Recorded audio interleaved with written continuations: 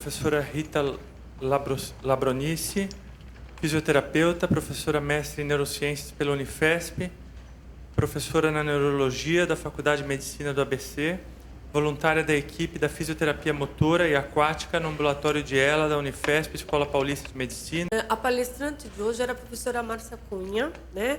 A nossa chefe do ambulatório lá da Brela, de doenças neuromusculares, também da Unifesp. A nossa equipe, ela faz parte da equipe motora e aquática, e nós somos todas voluntárias da Brela, né? Nossa equipe hoje em dia tem 4 fisioterapeutas e 1 estagiária. No decorrer de todos os anos, desde que nós estamos fazendo atividades e pesquisas na Brela, nós temos desenvolvido algumas adaptações e algumas orientações especiais quanto aos exercícios físicos. E como a gente está num simpósio, né, onde a gente fala de pesquisa, hoje eu vou estar falando também de exercícios de atividades motoras, onde todos os profissionais no mundo estudam e como eles estão realizando em seus pacientes. As atividades motoras, dentro das doenças do neurônio motor, não se baseiam só em exercícios físicos, né? Para isso, a gente tem que entender muito bem como é que essa doença desenvolve, qual que é o tipo de doença que o paciente tem, se ele tem uma paralisia bulbar, se ele tem um início em membros superiores das fraquezas musculares, da espasticidade, se ele tem início em membros inferiores, qual é o estado dele nutricional, como é que ele está respirando e como é que ele está conservando a sua energia para a gente poder orientar, avaliar e reavaliar a sua atividade motora. Em cada fase, em cada momento, isso vai se alterando. Os exercícios físicos, eles podem ser realizados tanto no solo quanto na água. A nossa equipe se baseia muito em pesquisas na água. No mundo inteiro, acho que é a equipe que mais trabalha com atividade aquática, embora a gente não tenha ainda resultados com um N muito grande de pacientes, né? É muito difícil fazer pesquisa onde a gente tem que desenvolver técnicas específicas, mas, em primeiro lugar, ver a vida e a necessidade das pessoas que têm doenças do neurônio motor. Então, às vezes, os trabalhos se resumem em estudo de caso, em 2, em 3 pacientes. Então, não existe na literatura estudos de muitas pessoas ainda. Em relação à caminhada, a caminhada sempre é bem vista, né? Porque a gente trabalha tanto os músculos quanto o sistema cardiorrespiratório. Só que assim, quem que vai caminhar? Quem vai caminhar é aquela pessoa que vai caminhar sem gasto energético. É aquela pessoa que vai caminhar e quando ela sentir o cansaço, ela vai sentar, se recuperar para continuar caminhando. Formas de caminhar andando, na cadeira de rodas e outras formas mais, tá? Na água. As terapias integrativas. Hoje em dia, a gente estuda muito os cuidados integrativos, as terapias integrativas, e as pessoas vão em busca de uma melhor qualidade de vida procurando algo mais. O que seriam essas terapias integrativas?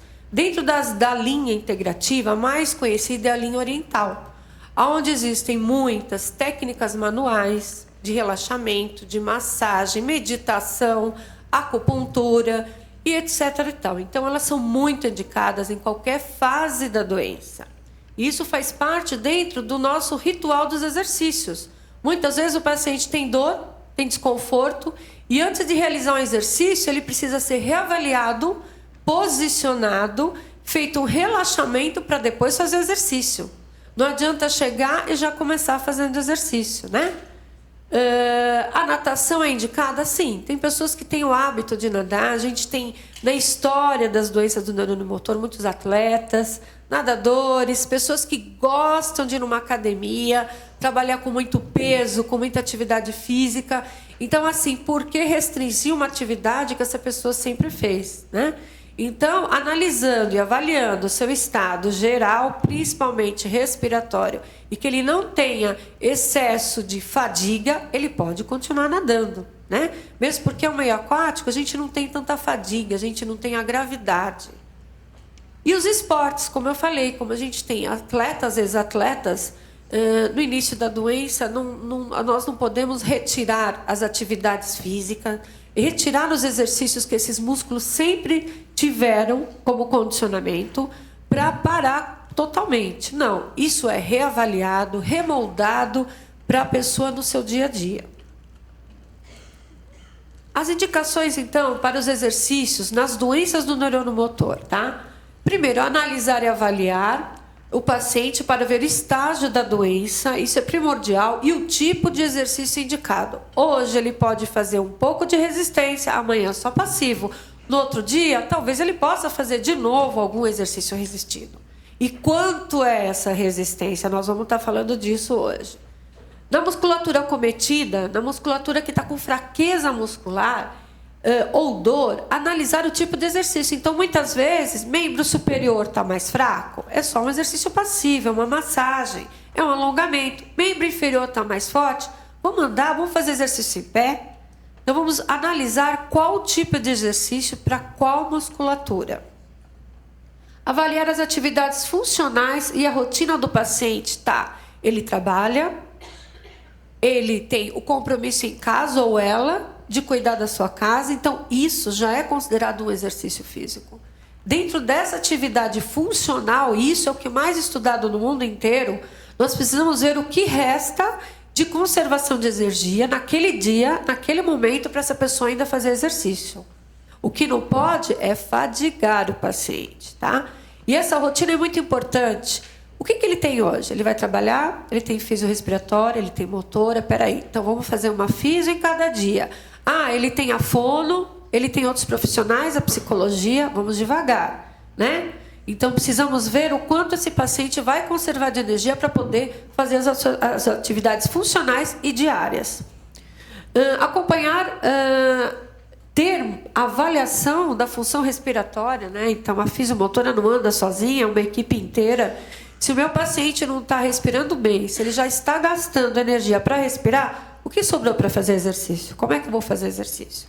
Então, precisa uma adaptação. Como é que a gente pode fazer exercício, né? Então, a gente não anda separado. A fisiomotora, a respiratória e a avaliação nutricional, como a professora Patrícia falou, nós estamos juntos. Paciente que está desnutrido, não faz exercício físico. Paciente que não está se alimentando, não faz exercício físico. Porque ele vai perder músculo, sem dúvida nenhuma. Avaliar e reavaliar o paciente sempre que apresentar queixa de cansaço. A rotina não é igual. Isso pode variar de um dia para o outro. O fisioterapeuta tem que estar atento a essas necessidades do paciente. E o paciente que entender isso, ele não corre risco. Ele fica mais forte, ele fica seguro, ele já se adaptou às atividades funcionais junto à fisioterapia. O difícil sempre é o paciente saber o limite dele e o fisioterapeuta entender até quando ele pode, como que ele pode fazer os exercícios. A importância dos exercícios físicos nas doenças neuromusculares. Isso já está provado em todas as doenças neuromusculares, não só do neurônio motor. O que a gente vê e sabe? A mobilização é importante para a regeneração da fibra muscular e para realizar a propriedade de tensão original do músculo. Então, o alongamento é o arroz e feijão do músculo. Alongamento é a base de tudo. A partir daí, vamos ver quais tipos de exercício essa fibra muscular ainda precisa. E vamos tomar cuidado para não sobrecarregar o neurônio. O exercício físico deve ser recomendado para o auxílio no processo de regeneração muscular. No processo de plasticidade muscular, existe sim a necessidade de sempre estar mexendo nessa fibra muscular, mesmo de forma passiva. O desuso leva à atrofia muscular, dores musculares e articulares. Então, a imobilidade não é indicada. Exercícios físicos são indicados para pacientes nutridos, hidratados e com boa ventilação respiratória.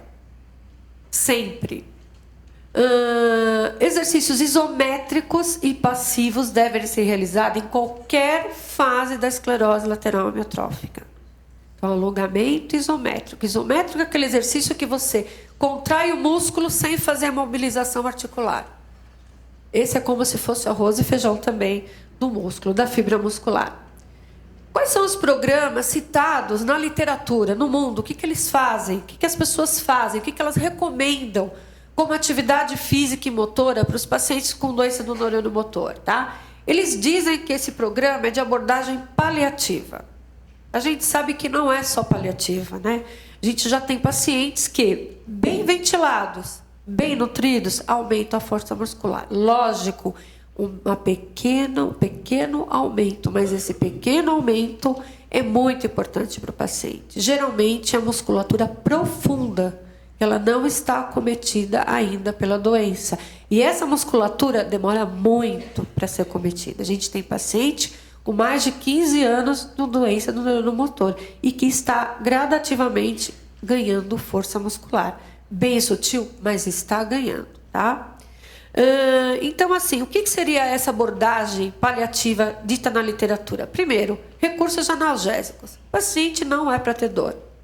Se ele não se movimenta, se ele não corre, se ele não pula, se ele não carrega peso, por que ele vai ter dor? Se ele tem dor é porque ele está mal posicionado, porque ele está fadigando estruturas que não é para fadigar. Cinesioterapia passiva, focada em articulação e tecidos moles. Esse tipo de exercício passivo, o terapeuta faz pelo paciente, o cuidador faz pelo paciente, dentro das limitações desta pessoa, sem sentir dor.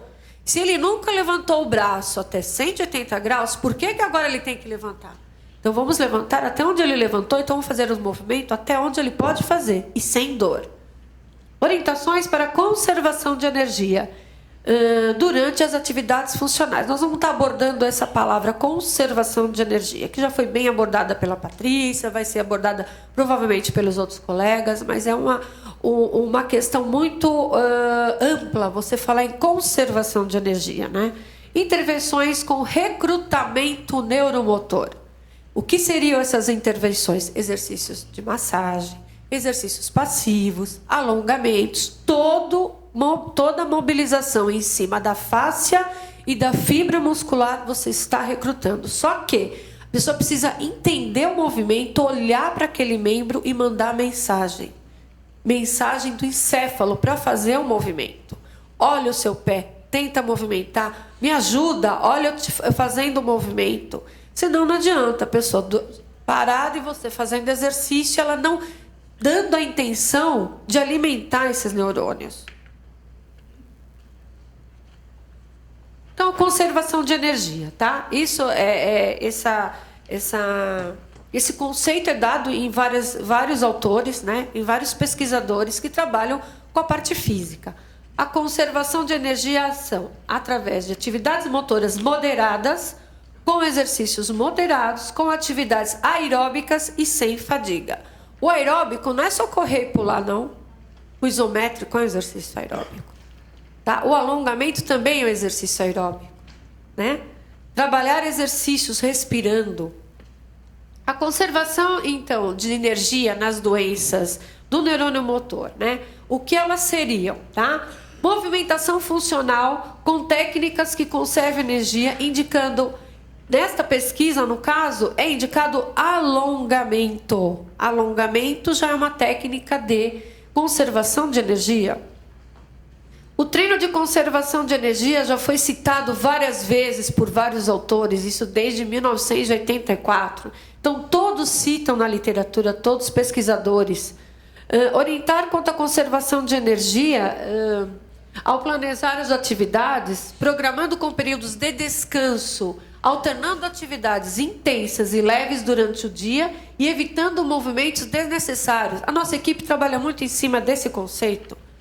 Então, vamos fazer 6 exercícios e descansar. Muda, vamos para outra perna. Mais 6 movimentos e descansar. Tem que ter um período de repouso. Ah, já estou cansado? Acabou. Muda o grupo muscular. Muda o decúbito do paciente. Exercícios físicos, então. Em relação à pesquisa clínica, o que as pessoas já pesquisaram? Exercício resistido em membro superior. O estudo de um caso diz que melhora na força estática. Força de músculos profundos que seguram a postura. Mas, na literatura, não é bem descrito quais seriam esses exercícios resistidos, quanto de carga é utilizado. Na verdade, a gente sabe que carga manual, carga do terapeuta, nada de peso. Atividade física moderada diária, foi evitando fadiga. Então, o pesquisador usou 6 pacientes e ele teve melhora da capacidade vital e melhora da qualidade de vida. Não se fala em melhora da força. Exercícios diários moderados. O que seriam esses exercícios? Infelizmente, não está descrito na literatura. O que a gente acha é alongamento, levantar e sentar, não se cansar nas atividades do dia a dia. Esses 14 pacientes, então, melhoraram força muscular, fadiga, qualidade de vida, mais efetivo só num tempo mínimo. Os exercícios resistido, moderado e alongamentos, realizados na pesquisa de maior número de pacientes, foi 27 pacientes, aonde esses pacientes tinham capacidade vital maior de 90%. Então, quem são essas pessoas? Somos nós que estamos andando, estamos correndo, estamos pulando. Então, é fácil fazer pesquisa com quem ainda não está com diminuição de força muscular, né? Então, sim, nessas pessoas, mesmo assim, tiveram melhora nas funções e qualidade de vida. Mas, não por conta de pesquisas que ainda a gente não consegue medir, que a gente não vai trabalhar com força, a gente não vai trabalhar com atividades funcionais, a gente não vai trabalhar com qualidade de exercícios, né? A nossa equipe, então, há mais de 10 anos, criou, dentro da equipe motora, os 10 mandamentos. E esses 10 mandamentos ainda é a nossa realidade. Quais seriam os nossos mandamentos da fisiomotora? Realizar inicialmente uma boa avaliação, verificando as necessidades atuais do paciente, desde o começo eu já estou falando, e entrar em contato com o médico e a equipe interdisciplinar para verificar as condutas que estão sendo abordadas. O paciente está se alimentando bem, está respirando bem, e aí? Aí sim, então vamos elaborar que tipo de exercício. Evitar quadro de fadiga muscular durante o tratamento, propor exercícios de baixa resistência para você não errar com o seu paciente, com baixo número de repetições. É engraçado, né? Quanto é então 15? Nem pensar. 10? Pode ser, num dia 10. Geralmente o paciente na sexta já está cansado, então geralmente são 6 repetições de cada grupo muscular que a gente consegue sem erro e sem fadiga no paciente. Respeitando o limite do paciente sempre. Prevenir deformidades e quadros álgicos, priorizando alongamentos, mobilização articular e posicionamentos adequados. Às vezes o paciente não consegue falar, ele só pisca, mas assim, um desconforto numa prega da roupa. Muitas vezes um ombro que não está bem posicionado, gasta energia. Ele vai ficar com dor, ele vai ficar cansado. Então precisa estar atento a esses detalhes. Planejar estratégias para otimizar a deambulação quando o paciente anda, fazendo uso de tornozeleiras anti-equino, goteiras, andador e bengalas. Nesse ponto também existe a cadeira de rodas. Muitas vezes a pessoa quer andar e vai, não vou porque eu vou ficar cansado. Ué, é com uma cadeira. Não deixa de participar das atividades. Para que vai cansar? Conserve energia e vai motorizado. Conservar energia, então, orientar e planejar as atividades de vida diária, assim como a sua rotina nas terapias, realizar transferências posturais adequadas, evitando esforços desnecessários e possíveis acidentes. Os cuidadores são orientados para as transferências seguras, tá? Quando não existe já alguns elevadores especiais para fazer a transferência ou mais de 2 pessoas para fazer essa transferência, sem o paciente se cansar. Adaptações domiciliares são importantes para facilitar o dia a dia. Usar cadeira de roda adaptada, estar sempre atento ao quadro respiratório, nutricional, conhecimento e integração dos pacientes e cuidadores sobre a doença e o quadro clínico. Um cuidador seguro é um paciente bem cuidado. Bom, para apresentar, então, hoje eu trouxe o que a Abrela tem estudado e feito com os pacientes, o estudo de toda a nossa equipe, que o paciente faz atividade com o BIPAP. Se ele tiver com BIPAP, ele vai conservar mais energia. E nesse momento eu posso até trabalhar com mais isometria e um pouquinho mais de resistência com o paciente. Ele não sai cansado da terapia. Então a utilização do BIPAP é muito importante para fazer os exercícios de forma segura. Essa paciente é uma paciente que estava contraindicada a PEG, porque ela já não queria fazer, não utilizava o BIPAP, ela teve uma fratura, uma queda bem feia, ela tem um quadro de paralisia bulbar, e ela falou, me fotografa, me leva para falar para os pacientes que eu estou aqui, forte, andando e usando toda a recomendação da equipe. Então, quando ela foi fazer a gastro, ela já estava em risco, a equipe foi junta, nutriu de novo, então ela faz o uso da alimentação integral. Hoje em dia ela é bem nutrida, ela usa direitinho a ventilação não invasiva, anda, faz exercícios, vai em reuniões, vida quase que normal. Com algumas limitações, mas muito feliz, tá? Muito feliz. Alguns posicionamentos ajudam na conservação de energia. É um ombro caído, é um ombro que vai trabalhar, é um músculo que está trabalhando.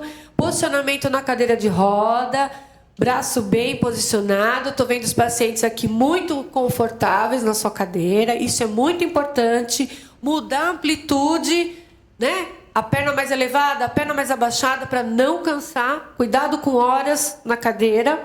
Existem cadeiras especiais que podem ser adaptadas. A cadeira do papai, por exemplo, é muito indicada para os pacientes terem mais conforto. Alguns posicionamentos com vários travesseiros, tá? E isso vai se alterando no decorrer da noite, do dia. As adaptações, a tornozeleira, as rampas, escadas especiais, o banheiro adaptado, os utensílios para banho. E no último congresso de a Reatec, né, onde tem as inovações de cadeiras e utensílios, né, eu tive a oportunidade de experimentar essa cadeira no qual o paciente fica em pé. Então nós temos um paciente que utiliza e aí nós questionamos muito e é muito confortável. Eu tive essa oportunidade. É uma cadeira que vai mudando e moldando a pessoa conforme ela vai se cansando em várias posturas, muito segura. Eu achei muito interessante. Então, assim, hoje em dia existe alta tecnologia, né? Que a gente pode dar uma maior indicação e maior conforto para o paciente, tá? Carros especiais onde o paciente não precisa sai da cadeira, senta no carro, sai do carro, senta na cadeira. Então, já existem os carros com adaptações onde o paciente não sai da cadeira, ele já entra no carro.